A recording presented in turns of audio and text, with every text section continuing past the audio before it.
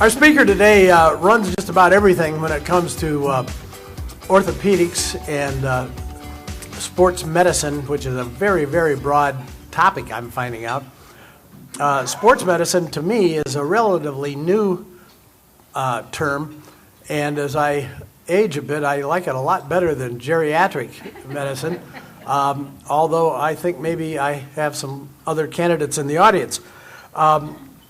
Chris Kaeding is the Judson Wilson Professor of Orthopedics at Ohio State, and he's the easy for me to say, Executive Director of OSU Sports Medicine, the Orthopedic Sports Medicine Fellowship Director, and Head Team Physician for the entire athletic department. He oversees a multidisciplinary program that involves not only clinical care, but a much broader research and educational program designed to benefit the university and the entire community. In fact, he's never been far from his passion for sports and fixing things, from his residency at Northwestern to his fellowship at the Cleveland Clinic working with high school, collegiate, and pro athletes. He also served as a team physician for the U.S. Olympic team. In 1991, a Buckeye was made when he helped establish the OSU Sports Medicine Center, and under his direction, the Sports Medicine Center has seen rapid growth in its breadth and depth, and as a matter of fact, on October 8th, Ohio State broke ground for the Jamison Crane Sports Medicine Institute, which is destined to become the top sports medicine operation in the entire nation. As you might imagine, he has been declared best doctor both locally and nationally, and he's no stranger to sport himself. If you catch him off the field or outside of the OR, he's backpacking, scuba diving, climbing mountains, or riding motorcycles with friends, which may be, no, he's not building up business with those motorcycle rides, I'm sure. But he's forever in a pursuit of a goal and a challenge. Would you please help me give a warm Rotary welcome to Dr. Christopher Kaeding.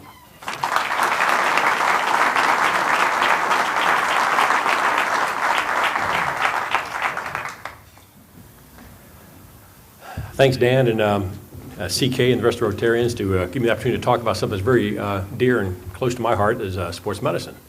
So today, I thought we'd talk about, what is sports medicine, and I can give you the OSU perspective. Now, these are the four areas I'm going to talk about here, and I'm going to try to get this all done in the next 25 minutes. What is sports medicine Ohio State, what it means for you, and our vision for the future.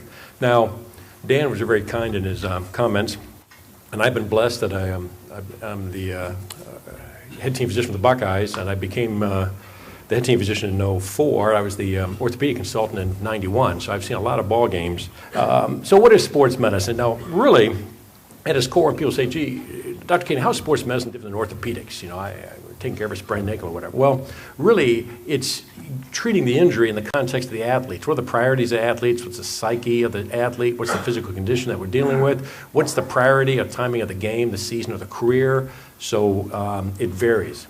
So it's personalized care. We are personalized that care of that sprained ankle or the shoulder, whatever it is, to that particular athlete's concerns and situation in life.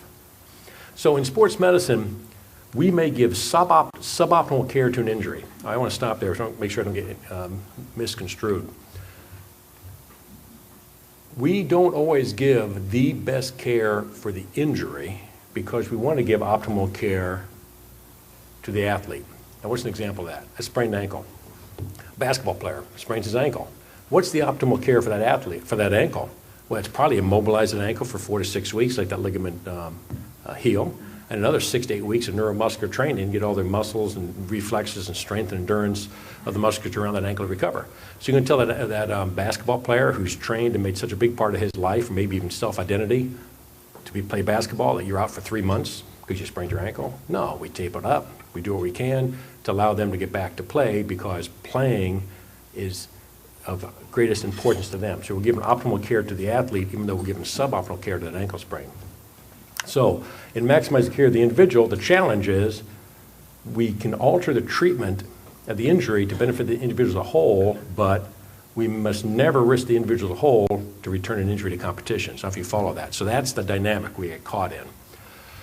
And we get pressure from various areas to do exactly what we don't want to do down here. And it can come from the athlete itself. The athlete to say, Doc, I can go, numb me up, give me a shot, shoot me up, whatever. I want to play, I want to play. Coaches can give you the pressure. Parents can give you the pressure. You can get pressure from all over the place. But we must always realize that this is what we need to do for those athletes. So in sports medicine, both the clinician and the patient function in this competitive arena of athletics. So everyone's trying to perform at a higher level to maximize their performance, run faster, jump higher, play faster. So what we learn from taking care of these athletes in the field, because we're pressured, no question. You go to Woody Hayes now, and I can guarantee as we speak, there's someone being pressured to perform at a higher level. Complacency is gone. No complacency. How can we do things better? Always getting pushed. How can we do things better? So a couple of little stories. When I first got here in the early 90s, a medial collateral ligament sprain of the knee, that's on the inside of your knee, if you had a complete MCL tear, you couldn't play, right? The knee's wobbly, it's loose. You can't send an athlete out there with a loose MCL, let him play. So we had, at that time, I won't mention his name, but he was described as the fastest linebacker in college football. This is the early 90s. And he had a grade 2 sprain of his MCL. It's kind of stretched out, It's a grade 2, we'll brace him, let him play. And then he hurts it. It's a 2.5, because if he's a 3, he can't play. So it's a 2.5. So he's still out there playing, and gets hurt again, comes off, we take a look at his knee, and now it's clearly a grade 3. It's a loose knee. And the other doc and I look at each other, well, that's it. He can't play. He's probably out 6-8 weeks. Fastest linebacker in college football, we just lost him for 6 weeks. So I'm watching the game. About 4 minutes later, there he is. Opposing player breaks free, and this guy runs like a deer from across the field, chases him down, makes a touchdown-saving tackle. Crowd erupts. I look at the other doc, the senior doc at the time. I'm a junior guy. I say, he can't play with a loose knee. You're right, he can't play. Did you see that play? I just saw him run. Are you going to tell Coach he can't play? I'm not telling Coach you tell Coach he can't play. Did you see what he just did? So we sit there kind of cringing, because the dogma at the time was, with a complete MCL, you can't play. And we realized that there's a small subset of the population, if you have what's called a varus thrust to your knee, you're not MCL dependent. You don't really need the MCL to do most things. So what we learned there, we now apply to everyone in this room if you come to me and have a particular problem with an MCL injury. So what is sports medicine? Personalized injury treatment we just talked about, dealing with medical issues such as asthma, nutrition, concussion, team management, drug testing, injury prevention, how you prevent injuries, rehabbing, trying to get someone who's had an injury or surgery back as fast as possible, as high a level or higher in as little time as possible. Injury risk assessment, pre-participation exams. At the professional levels, this is very big, where if you're the owner of a professional team and you're about to invest tens of millions of dollars in this athlete, you want to have an assessment for their musculoskeletal, their general health, and so you need sports medicine specialists to help you assess, gee, is this person going to perform, or is this person going to have a 1-year career or a 10-year career? And then performance enhancement. So that's the traditional view, but at sports medicine, we take a little bit of a different view. Now, I'll share one more quick story. The people say, gee, sports medicine must be pretty complex. And a lot of the things we deal with are very complex. It gets us complex because of psychosocial aspects of it. But other times, it's not quite so. I always like to tell this story. A couple of years back, we had a very fast athlete. In fact, he would go both ways. He was a starter on both sides of the ball. This is probably about 8 years ago. And it's about the 4th or 5th game of the season. It's getting to be a couple minutes for halftime. And there's our speed guy, and he's out there limping. He's limping around. Coaches are freaking out. What's wrong with, I'll call him Jerry. What's wrong with Jerry? Trainers, I don't know what's wrong with Jerry. I'm checking him at halftime. All right, we're going to run off the field. They got the clock going. We're in the locker room. It's halftime. We pull Jerry aside. What's going on, man? Foot hurts. Your foot hurts. Oh, yeah? Hey, what happened? Did someone step on your foot? No. Did you twist it? No. Then, 12 minutes. 12 minutes for the guys that have to run back in the field. Take your shoe off. Look out. Where's it hurt? Well, it kind of hurts over here. Is it tender here? No. 10 minutes. Going here. Well, you sure you can't remember when this started? Well, yeah, it always goes away. Jerry, what do you mean it always goes away? Well, I get it every week, but by Tuesday, it's gone. 8 minutes. I mean, every Tuesday it's gone. Yeah. How long has this been going on? Oh, months. A month or so. So it gets sore every Saturday, but by Tuesday practice it feels better, and then it gets sore the next Saturday? Yeah, I don't say anything because it goes away, but usually it doesn't get real bad until the 4th quarter. Now it's getting bad in the 2nd quarter. So let me get this right. So Jerry, 6 minutes. So Jerry, it only hurts during the game when you're wearing these shoes, and during the week you feel fine. Yeah, Doc, that's right. Hey, Doc, you think it's my game shoes? 2 minutes. We're like, oh, hey, I think we're onto something. We send a student trainer, get his practice shoes, put him in practice shoes. He puts them on. Hey, these feel great. He starts running around. We come out there. He's doing warm-ups, running like a gazelle again. The coach comes up. Doc, great job. Don't tell me what you had to do to get him going, but he looks great. I said, don't worry, Coach. It's top secret. It's trade secret. So it's not always as sophisticated as it always is. It seems to be. But at Ohio State, to win on and off the field, we feel that sports medicine is just not for the elite athletes, but for the athlete in all of us. So our mission at Ohio State is to improve people's lives by enhancing physical activity across the lifespan.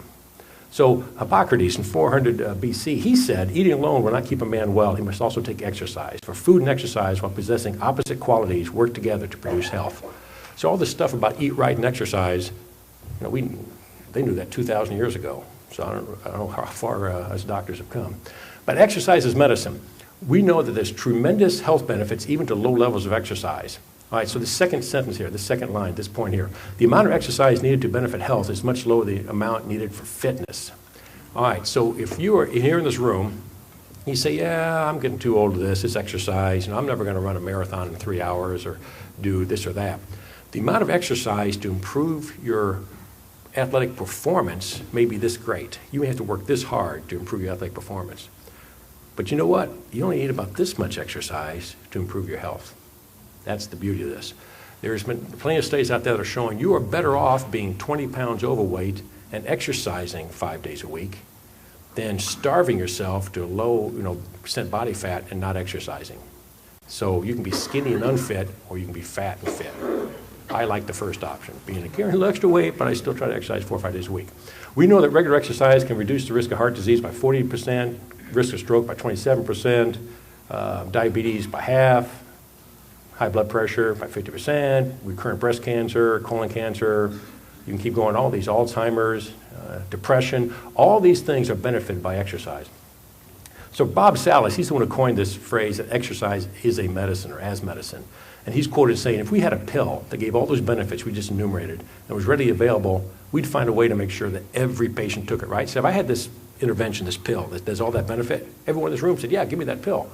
Well, that pill is physical activity, 150 minutes a week, just modest, just enough to kind of get your heart rate up. You can still have a conversation, you can still speak, just get your heart rate up, you're breathing a little faster. 30 minutes a day, 5 days a week, 150 minutes. What's the danger of that? Very little. So evidence is now overwhelming on the health benefit of physical activity, and that's what we want to do in sports medicine. We want to help keep everyone healthy and active, help everyone stay active across the lifespan.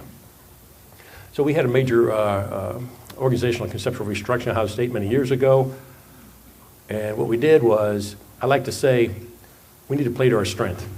When the dean and the athletic director talked to me about assuming my current position a couple years ago, they said, Chris, what's your vision for OSU sports medicine? Well, here at Ohio State, we are the best preeminent sports medicine program in the country. What's your model? How are you going to do that? Well, here at Ohio State, there's one thing we are at Ohio State, we're big. The downside of being big is bureaucracy. Well, we can wrestle with that. But what's the advantage of being big? It's the breadth of our expertise.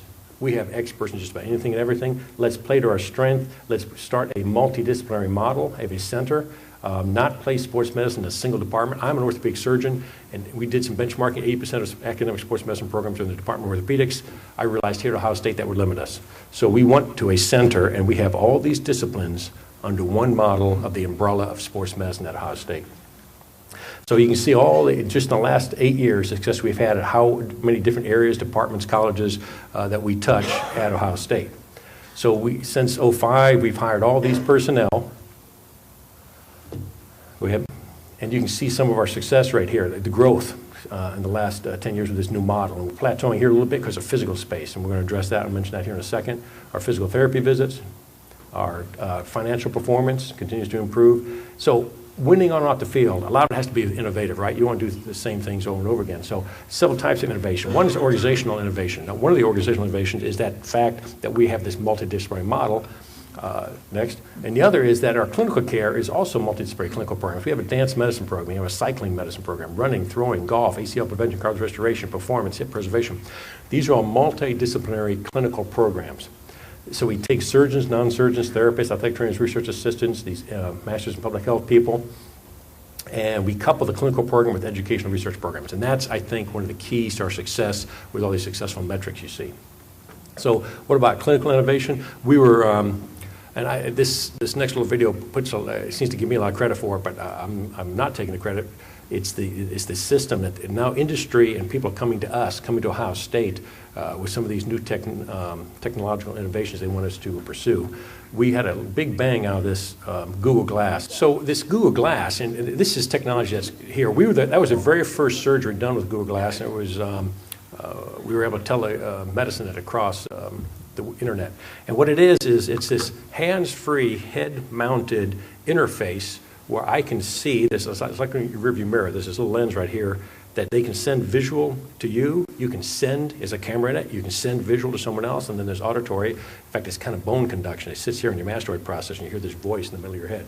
But so they're able to send and receive both audio and video both ways, hands-free, all mounted on your head while you're working. It was very fascinating. So again, they came to Ohio State about us helping them pursue this. So that's fun. So innovation on the research side, that's the most obvious area that universities innovate is on research. And Tim Hewitt is our director of research, internationally known by the world's authority on the biomechanics of preventing ACL injuries. It took us several years to recruit him here. We just successfully retained him. Mayo Clinic went after him pretty hard just last month. And Tim's an exceptional guy. And you can see some of these, again, multidisciplinary connecting clinicians with researchers on a research program side. You can see he joined us about 4 years ago. You can see what's happened under his guidance, our externally funded projects, our federally funded NIH funding. This is when the federal government is funding less and less research. 90% of the academic institutions across the country, their NIH or federal funding research is dropping and ours is going up. Our participation in national and international meetings, look at this. So you can see here, 34 times we were at a national meeting on the podium giving presentations or moderating a session. Now you can see what's happened with our reputation and all that we've done in the last several years. It's just really taking off. Peer-reviewed research publications, again, 34 or 50, that'd be great. How many sports medicine centers in the country have 30, 40 peer-reviewed research publications in a given year? Not many. That alone is a very respectable number. But look where we're at, 140. I don't know if any other program in the country has that. In the last several years, 11 national research awards. This I can say. I can't imagine any other sports medicine academics in the country has won this many awards in the last 4 or 5 years or so. Media exposures. This is, again, how many times media is coming to us to ask us about, hey, what's going on with concussion, hamstring pulls, heat, et cetera. We're at 354. I had to put it down here because it just blows the scale away. A lot of that was because of the that Google Glass went viral. What about our outreach program? How about Central Ohio? How about the city of Columbus? And hands-on, how do we touch different areas? Well, we take care of USA Rugby. We take care of club rugby at the university, other club rugby teams. We also work with USA Rugby. In fact, rugby will be an Olympic sport in 2016, and the athletic trainer for the USA Rugby team, the USA Eagles, will be an OSU athletic trainer. So we take care of the Clippers. We can go through these, through our association of the Indians, Columbus City Schools. We take care of the Ohio Machine, Ballet Met, as well as the School of Dance at Ohio State, Columbus State. We take care of Capitol. We work very closely with the Special Olympics. They're very grateful. Our clinicians always enjoy working with this group of athletes. And then more recently, we work with Upper Arlington. So very engaged in the community. So what does all this mean for you? Well, if you, go ahead. If you need surgery for some kind of ligament work, or you need a cartilage restoration program, or you need some analysis of your golf swing because of recurrent injuries, or you have hip issues, you're trying to preserve your hip, whether you're a weekend warrior, you're trying to stay active as they get older, whether you're a captain or you're setting up a team, and how do I minimize injuries in my team, especially these young cutting sport teams. Maybe you're dealing with arthritis, and gee, I've got a particular joint that's bad and I want to stay active. Asthma issues, or you have concerns about concussion. Or you're a senior that just wants to stay active. Whatever the problem, whatever your age, we define sports medicine as a commitment to help you stay active across your lifespan, regardless of the problem. So our vision for the future at Ohio State, well, it's pretty simple. We want to be the best. We want to be the leading academic sports medicine program in the entire country. And Ohio State's uniquely situated to make this happen.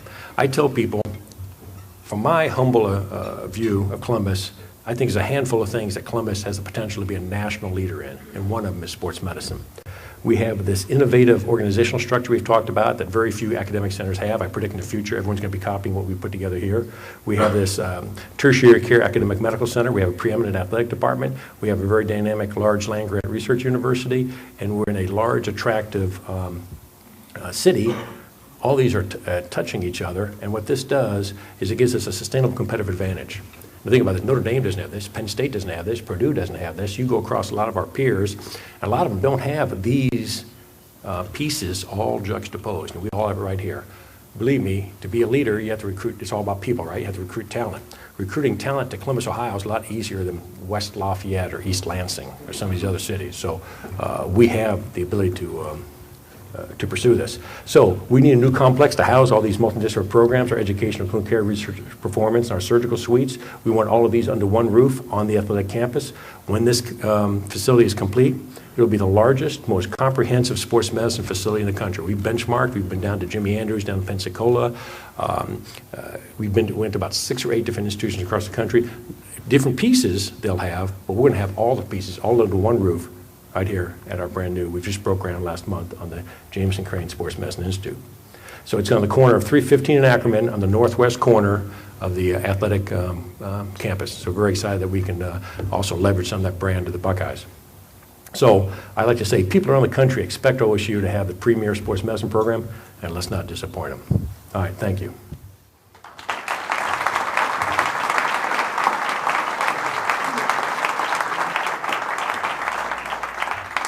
So I went through that pretty quickly. I think we finished a few minutes early. Love to take any questions.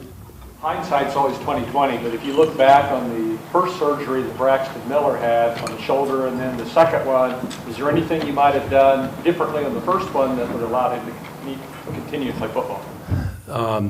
So that's one of those, there's a lot of moving parts to the decision that was made at that time and in answering that question. And injuries in medicine, you know, everything in nature is a bell curve. I don't know any statisticians, the bell curve. And you can never quite predict with certainty how anything in nature is going to respond, any biologic unit, including the human body or a part of that body. So you have the option of, okay, we're going to go ultra conservative with this because in the bell curve, we want to capture the entire curve. So we're going to do XY surgery and it's going to take you 12 months to recover. Or we can come a little bit further away in the curve and capture most of the curve of success and try to get you back at, pick a time, 3, 4, 5 months. But now you're capturing less of that curve of success. So the more you push your plan this way, you gain time, but you lose a part of that success curve. So risk benefit, that analysis we wrestle with quite a bit. So if you'd gone on the totally conservative route, the season would have been over. You can go on a more aggressive route, and if that doesn't work, the season's over. But you at least have some chance of saving that season by pushing that decision-making on that bell curve here to the left. Doctor, what are the implications of the lawsuit against the NFL over head injuries in football, and how will that affect the game in the future? So we just here a half an hour ago, Donald Dunn just raised that same question. Let me repeat the question. The lawsuit against the NFL and about concussions, how that's going to affect what, football in the future or sports in the future? Very good question. No one knows. What's happened here is concussion has really grabbed the public's imagination. Parents are concerned about it. Legislators are aware of it. I got asked to speak by Joyce Beatty to a congressional panel a couple of months ago because Congress wants to hear all about it. Of course, people in Congress want to legislate a solution to this problem because that's what they want to do. They want to help the people. But there's so much we don't know about it. But you're exactly right. Depending on how society responds to this, potentially could this be the end of contact football, collision football? In one scenario, yeah, potentially it is. I think we need to know a lot more. In fact, what I told Congress is we need more funding for some quality research that's clinically applicable so we can answer some of these questions. We don't know who, if they do have a concussion, is likely to go on to this post-traumatic encephalopathy, you know, We don't want anyone to have concussions and then 30, 40 years later have this, dementia, this senile dementia. But clearly, most people get concussions, don't develop that. So who's at risk for it? Who is it? How do we measure it? How do we find out? Well, Johnny and Joe just had concussions. Ooh, Joe, you're showing the earliest signs of maybe that path toward the dementia. Your career is over. Joe, you show no signs of that. You can probably continue to play and not have a problem. Some people get concussions, some people don't. Probably the most famous OSU football player, without naming his name, says he never remembers ever having a concussion. Other people get concussed all the time. So, and there's some early evidence now, they're picking up a couple genes that's a genetic predisposition. Everyone in this room has a different propensity to have some type of concussion. So who's at risk to get concussion? If you do get concussion, who's at risk to have this long-term sequelae? Is it, when are you fully recovered from a concussion? Right now, despite all this testing, you hear all about this stuff, about web-based testing and neuropsych eval and all this type of stuff. None of it has been shown to be any better than a knowledgeable healthcare provider who knows the athlete, kind of doing the old, yeah, Jimmy, I think you're okay. Or you're acting funny, looking funny, or you're back to normal. So they're trying to quantify that because the athletes aren't always honest with you. They try to fool you because they want to get back playing. So when are they recovered? What's the fastest way to get them to recover? And is there a way to protect them in the future so they get a subsequent concussion? So those are some very fundamental questions we need answers to before we start going, football's banned. More people get concussed from playing soccer than football across the country. More people get concussions falling off a bike than playing football. No, it's to do with banned bicycles. I mean, you have to sit and think this through before you get too knee-jerk on it. If you have a lead, in my case, granddaughter athlete, she's a ballet dancer, what age should she be evaluated for the exercise program? So she's 11 now, just as an example. Yeah, we'll see. I think once they get to be 10, 12, we have the expertise to help take care of them. And you want to assess, and that's another part of our research, is how do you take that young, committed, the question there was a dancer, ballet dancer, 11 years old, very committed dancing, I suspect, and as a parent or a family member, you want to, I'd love for them to have a great dancing career. How do we minimize these injuries that can end careers?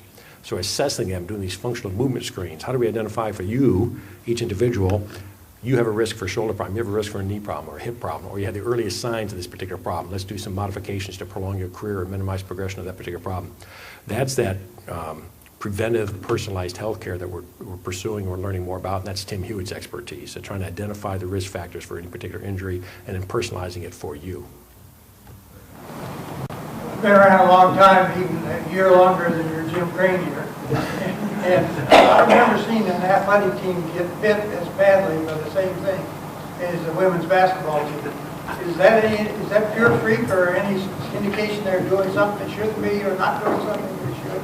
And you're right, these injuries tend to run in cycles. I'll come back to the women's basketball. I'll give you examples with football. I've been with the football team since '91. We'll go a couple of years not have much low back pain. And also we have a year with 2 or 3 or 4 guys having back spasms. They throw their back out, did this, and coaches going crazy. And then you have to watch out. The dynamic is you want the coaches blaming the strength conditioning, who's blaming the trainers, who blame the docs, the blocks. You don't want that. You want to avoid that blame game. You have to work together, maintain that integral work team concept. But then the question is, why do all of a sudden 3 of the guys can't have back spasms? We haven't had a back, or hamstrings. Okay, literally, we just had 4 guys with hamstrings the last 3 weeks, and we haven't had a hamstring for years. So we do look into that when it does happen. And as I just mentioned, it's always dynamic, right? You always have new coaches, new coaching techniques, new strength and conditioning thing, new practice. And the coaches say, I just came back from whatever, the Philadelphia 76ers, and we're going to start doing this with our people. And every benefit has a cost, and is that cost and increased risks? And then trying to sort out what has changed to put them at risk, or is it just a statistical blip? So your question is, can you always identify something? Is it always something that's changed, or is it just a statistical blip? The answer is a little bit of both. The challenge is to try to sort out and try to document and show cause and effect is always very tricky. All of a sudden you got 3 ACL tears on the women's basketball team, and someone says, you know what? They just changed to putting pizza on the training table. It's the pizza that did it. Well, obviously that's not the pizza, but you could also say, gee, it's that new exercise they're doing in the training room that's doing it. Well, maybe not. Maybe that's just pizza. Changing the diet. So trying to find it concrete. By the time you start chasing it, all of a sudden the ACL, that little blip goes away. You don't have them anymore. So it is an ongoing challenge, and it drives coaches a little bit crazy. Yes? Yes, 2 quick questions. One, common is it for athletic trainers to inject athletes these days with cortisone at the college level to help them get through a game or that kind of thing? So you ask, how common is it that we do injections? You ask athletic trainers do injections. Athletic trainers do not do injections. It would be the physician. So I'm very proud here in our state, we inject very few injuries, all right? And it goes back to those couple slides about giving suboptimal treatment for the injury to give optimal treatment to the athlete without putting that athlete at long-term permanent risk for other, sequelae. So cortisone is very rarely injected in joints anymore. That was done commonly in the 50s and 60s. It looked like a miracle drug because it would make that sore, swollen, inflamed joint feel so much better. But they also started realizing that repeated use of cortisone actually accelerated the degeneration of that joint. So we rarely inject cortisone into a joint. How often do we numb something up? Again, compared to my colleagues across the country, very, very little. With the football team, I can probably count on one hand how often we would do that in a season. So it is not like, oh my goodness, we're shooting all these guys up for every game. It would just be a handful of guys over the course of an entire year. Thank you. I was actually thinking in terms of a couple of weeks ago, there was a key player injured a knee, and then over time he just performed like he was never injured, and maybe just gutted it out. But so I'm just curious about that. Second thing is, since we now can identify athletes who are predisposed to, for example, knee injuries, MCL, ACL, at some point in time, will the physicals that athletes need to pass to play include some kind of an analysis of that? So that's a very insightful question. That's going to be a societal issue. So you can say, gee, is this going to happen at the college level? Is it going to happen at the pro level? Is it going to happen at the industry level, the industrial athlete? As we identify the genes or proteomic profile, draw your blood, look at the serum profile of some of the proteins in your blood, we can say, you know what, this person has a high risk for getting tendinitis, stress fractures, rotator cuff tears, all that, the mesenchymal system, the musculoskeletal system, they have an increased risk for that breaking down. So if you own a coal mining company, hard physical labor, you may say, I'm not going to hire this guy if you tell me he's got XYZ genetic profile because he's going to break down and get a workman's comp claim. So do we want to do that as a society? Do we want to screen people for jobs depending on their genetic predisposition? Does that happen at the pro level? Will it happen?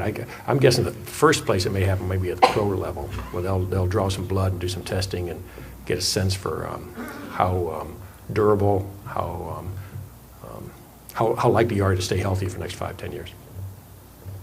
But as you think about that, it leads to a lot of different societal issues. At least here in northern states, the high schools have become standardized on artificial turf. Have you noticed a change of either more or less knee injuries? And then on a kind of a side question on there, do you even look at, is there enough statistical concern over the carcinogenic effect of the chewed up tires that seed those fields? Yeah, so a two-part question. I'll answer the second part first because that's pretty straightforward. There's some concern about it because there seems to be some association about these artificial turf and then the, it was lacrosse, right? Lacrosse players, female lacrosse players having this incident of cancers, and it was in the goalies who get more down into that turf because they're down on their knees and falling and getting sprayed with this stuff more commonly. But there's never been any evidence of scientific validity that's shown that. But you're right, you start off with some kind of observation and then you need to dig deeper. And some people have over-responded to that, and media loves that type of stuff. But there's some area of concern needs to be looked into, but there's no evidence about that. Artificial turf and injuries. It's not necessarily the surface you're playing on, it's the shoe surface interface. The more that shoe has great ability to grab, has a high coefficient of friction, the more likely you have an injury. For example, we see very few knee injuries or ankle injuries in mud. If it's a rain and it's mud and the guys slop around, the feet are slipping, you don't have much. When they came up with this artificial turf and guys started wearing spikes, because the athlete goes, man, this is great, look at my traction, I can make a really hard cut because my foot doesn't slip at all. That force, if you look at the biomechanics, look at some of the stuff from Tim Hewitt's lab, you'll see these big force spikes that go up the extremity. Just having the foot slip about an inch when they make that cut, the athlete still perceives they can perform at a high level, but because the foot slips an inch on that grass or turf or wooden floor, whatever it is, you decrease those forces. If it's like Velcro and it doesn't slide an inch, it slides a 0.5 millimeter, these loads go way up. So it's the shoe that you wear that should match the surface. That's my own opinion. So, in fact, Nike had a shoe, it was called the Destroyer. And sure enough, it had big spikes for artificial turf, and it was destroying his knees. Well, they pulled that off, didn't talk about it anymore. So the athletes like traction, because they can perform better, but we actually did a study trying to find that perfect coefficient of friction where it's high enough they can perform, but low enough the foot slides a little bit. It's like you don't see that many injuries in ice hockey except for collisions. Because what's a fast, abrupt stop in ice hockey? What, 6 inches? You know, they cut they skate and they slide, you know, so that's, again, the forces are diminished if you can spread them over a relatively short period of time. Last question, I think we get one.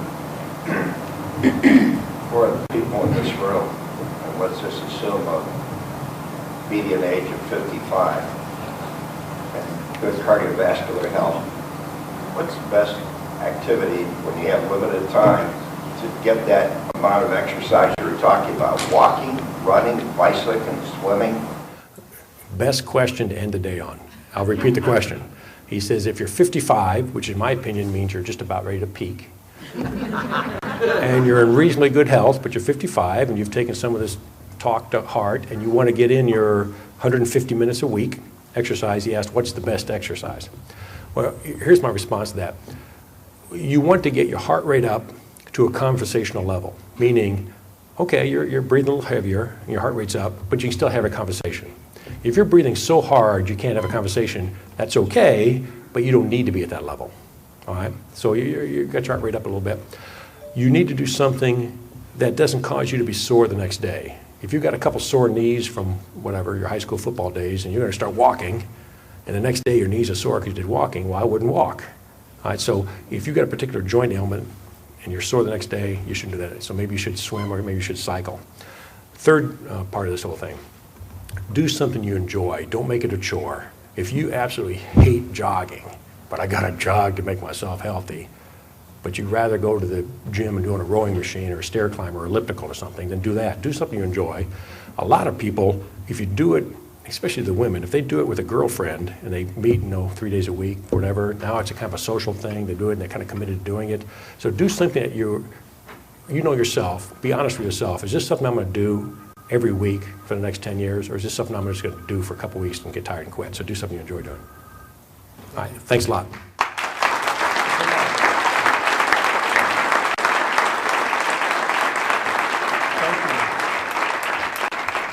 Doctor, there's nothing personal, but I hope I won't come to you for operations. That being said, this is a gift from Argo and Laney for that was a very interesting topic. Thank you very much. Thank you.